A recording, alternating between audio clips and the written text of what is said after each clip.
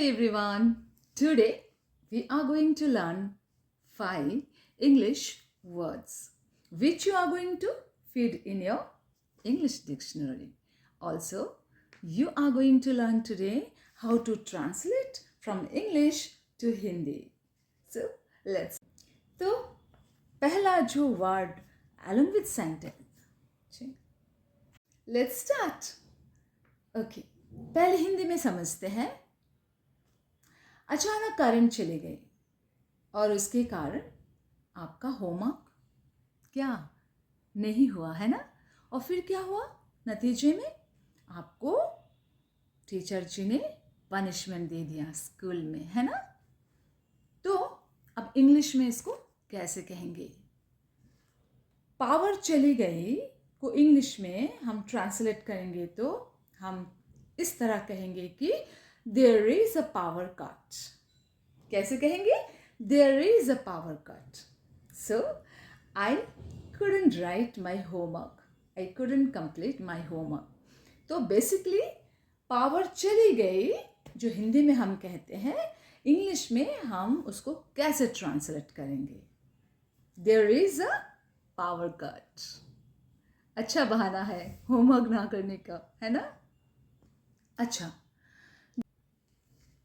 आपके सामने बैठे हो और आप उन्हीं से पूछेंगे कि क्या ये चेयर खाली है, क्योंकि मैं यहाँ बैठना चाहता हूँ या चाहती हूँ.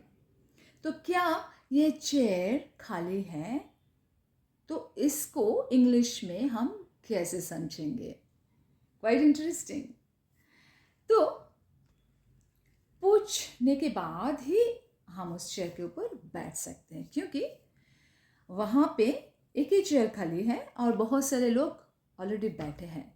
तो ये हमारा एक संस्कार है कि हम पहले पूछें.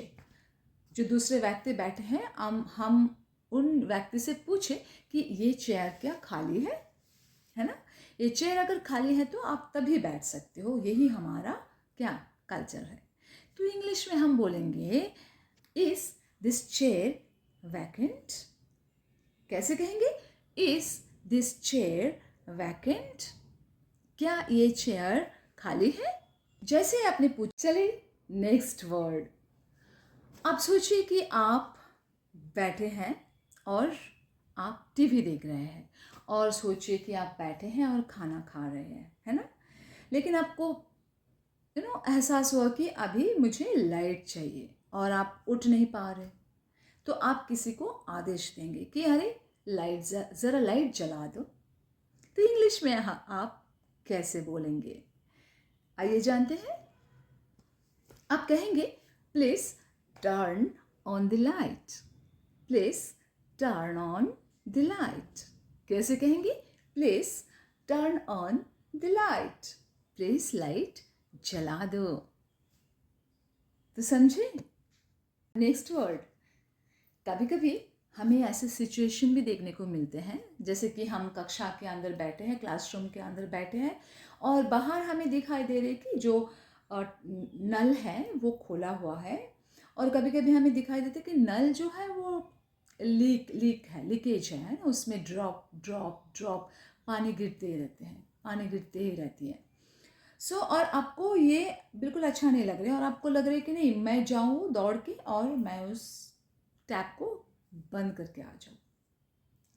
तो ऐसे सिचुएशन में आप इंग्लिश में कैसे कहेंगे, आइए जानते हैं. ड्रॉप ड्रॉप, बूंद बूंद पानी गिरना नल से, कहेंगे the tap is dripping. The tap is dripping. क्या कहेंगे? The tap is dripping. बूंद बूंद जो पानी गिर रहे हैं, है ना. Quite interesting. हिंदी से इंग्लिश और इंग्लिश टू हिंदी. इस तरह अगर हम हमारे डिक्शनरी में ऐसे वर्ड्स को, ऐसे शब्द को हम फिट करें, हम लिख कर रखें, तो हमारे जो डेली लाइफ में जो बातचीत होते हैं दूसरों के बीच में, वो बहुत सरल हो जाता है.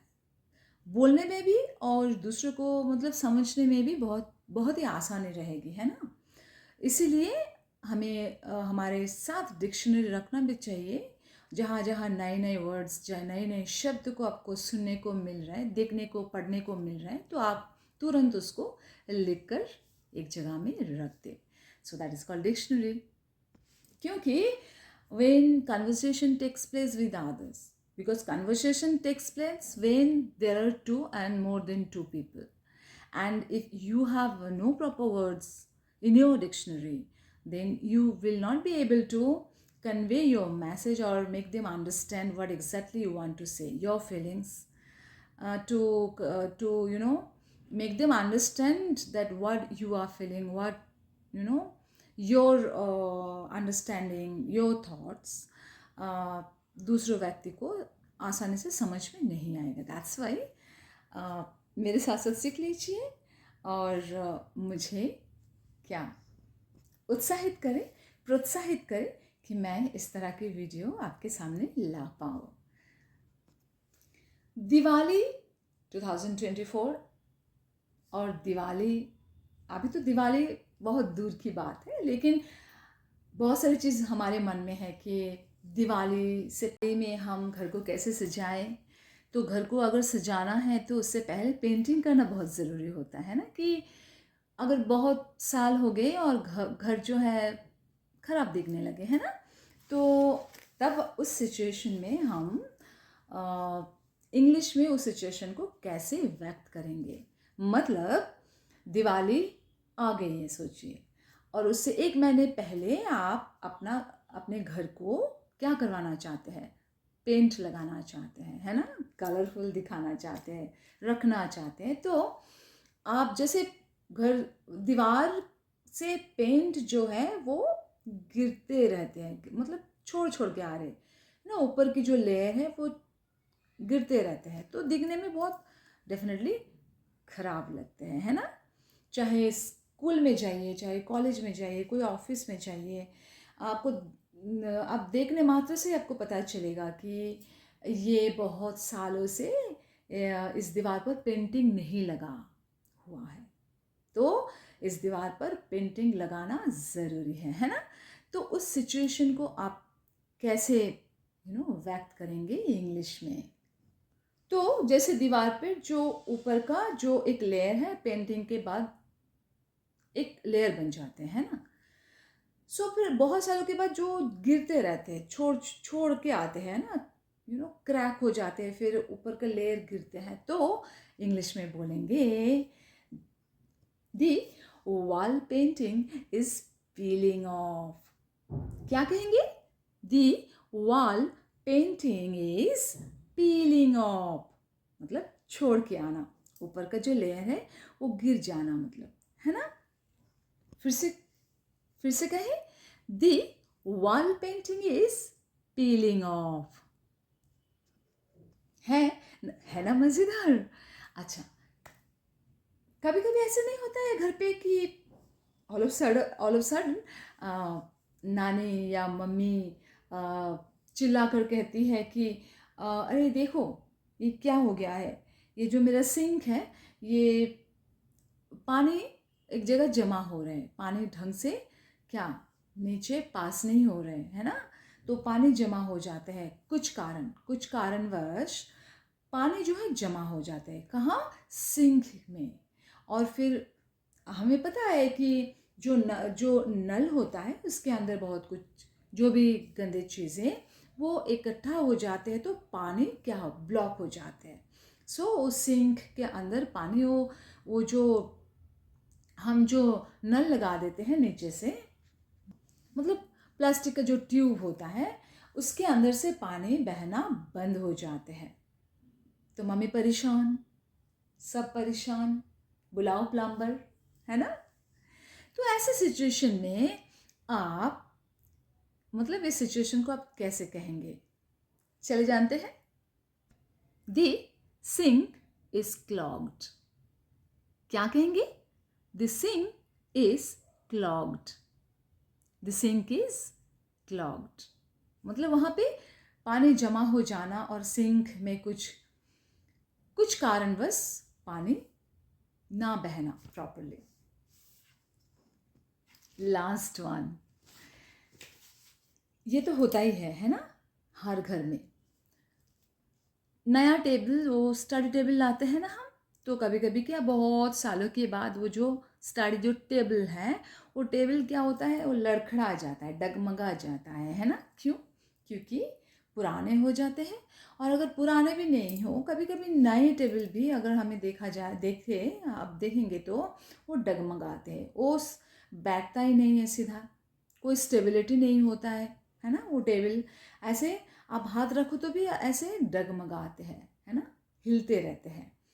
जो भी वो टेबल है, वो अगर हिलते हैं, डगमगाते हैं, और उस चीज़ के ऊपर आप बैठ के पढ़ नहीं पा रहे हो, मतलब किताब रख नहीं पा रहे हो, लिखते समय भी डगमगा रहे हैं, तो आप क्या कहेंगे इस सिचुएशन को? चले जानते हैं।